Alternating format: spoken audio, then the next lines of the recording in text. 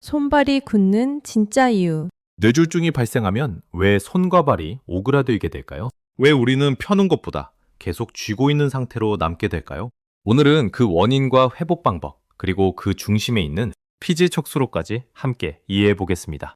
우리 몸의 움직임은 두 가지 힘으로 이루어집니다. 하나는 근육을 수축시키는 힘, 다른 하나는 그 수축을 풀어주는 힘입니다. 이 두 가지가 균형을 이루기 때문에 우리는 부드럽게 움직이고 필요할 때 힘을 빼는 것도 가능합니다. 하지만 뇌졸중이 발생하면 이 균형이 무너지게 됩니다. 특히 뇌에서 근육을 조절하는 영역과 신경 통로가 손상되면서 이완을 시키는 기능이 크게 약해집니다. 그 결과 몸은 점점 긴장된 상태로 굳어가게 됩니다. 이때 우리 몸은 일종의 기본 상태로 돌아갑니다. 그 기본 상태는 쥐고, 당기고, 웅크리는 패턴입니다.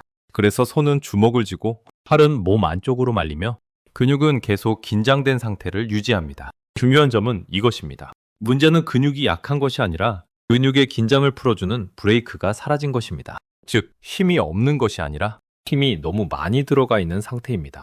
그래서 근육이 계속 수축된 채로 풀리지 않는 것입니다. 이 상태에서는 몇 가지 변화가 동시에 일어납니다. 근육 긴장을 억제하는 신호는 줄어들고 긴장을 증가시키는 경로는 더 강해집니다. 또한 작은 자극에도 근육이 쉽게 반응하여 계속 수축을 유지하게 됩니다. 결과적으로 몸은 이완이 어려운 상태가 됩니다. 이제 가장 중요한 길을 하나 보겠습니다. 바로 피지 척수로입니다. 이 길은 뇌에서 시작해서 척수를 거쳐 근육까지 이어지는 운동명령 도로입니다. 우리가 손가락을 움직이고 정교한 동작을 할 수 있는 이유는 이 길 덕분입니다. 이 길은 뇌의 운동 피질에서 시작됩니다. 손을 움직여라 라는 명령이 내려오면 그 신호는 아래로 내려가기 시작합니다. 뇌를 지나고 뇌관을 통과한 뒤 척수로 내려갑니다. 이 신호는 내려가다가 반대쪽으로 교차합니다. 그래서 왼쪽 뇌는 오른쪽 몸을 움직이고 오른쪽 뇌는 왼쪽 몸을 움직입니다. 이것이 바로 우리가 한쪽 뇌 손상으로 반대쪽 몸이 마비되는 이유입니다. 척수에 도착한 신호는 다시 말초신경을 통해 근육으로 전달됩니다. 이 과정을 통해 우리는 팔과 다리를 정확하게 움직일 수 있습니다. 특히 손가락 같은 정교한 움직임은 이 경로가 매우 중요합니다. 하지만 뇌졸중으로 이 길이 손상되면 명령이 제대로 전달되지 않습니다. 그 결과 움직임은 약해지고 근육은 오히려 뻣뻣해지며 손은 잘 펴지지 않게 됩니다. 정상 상태에서는 수축과 이완이 균형을 이루지만 뇌졸중 이후에는 이완을 담당하는 기능이 약해지고 수축 신호만 상대적으로 강하게 남습니다. 그래서 몸은 계속 오그라드는 방향으로 유지됩니다. 그렇다면 회복은 어떻게 해야 할까요? 핵심은 근력을 키우는 것이 아니라 과도한 긴장을 먼저 낮추는 것입니다. 그리고 뇌가 다시 올바른 움직임을 배우도록 도와야 합니다. 회복의 3단계. 회복은 3단계로 이루어집니다. 첫째, 긴장을 낮추고, 둘째, 감각을 깨우며, 셋째, 움직임을 다시 학습하는 것입니다.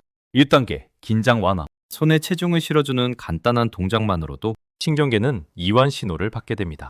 또한 스트레칭은 반드시 천천히 진행해야 합니다. 빠르게 움직이면 오히려 긴장이 더 증가할 수 있습니다. 2단계, 감각 회복.